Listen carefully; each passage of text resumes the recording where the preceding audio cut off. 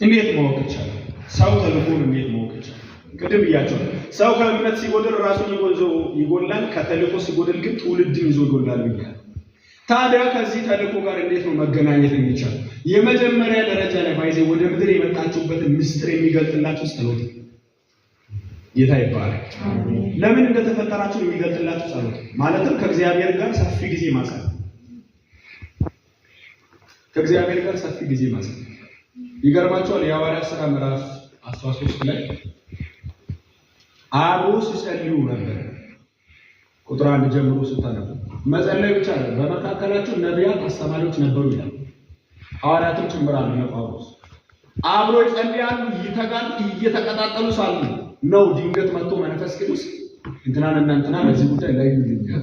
አንድ ሰው የተፈጠረበትን ጉዳይ የሚያውቀው በጣም አክቲቭ ስለሆነ ታፍታፍ ስለሚል አለ አይደል? እዚህ ምዛል ላጥላት ማለት ይሄ አይደለም። የተፈጠርክበትን ዓላማ የሚገልጥ አንድ ሰው ወደ ምድር የተጠራበትን ጉዳይ የሚገልጠው ምንድነው ከተባለ የጸሎት ነው። ከምሬ ነው ብላችሁ እግዚአብሔር አምላክ ወደ ምድር ጠርቶናል። የጠራንን ነገር የምናውቀው በጸሎት ውስጥ። በጌታ ፍቅር አንድ ነገር ላሳስባችሁ። ምናልባት ከዚህ በፊት ይሄን ፕሪ ማታደርጉ ከሆነ ይሄ ጉዳይ ማትጸልዩ ወገኖች ካላችሁ ከዛሬ ማታ ጀምሩ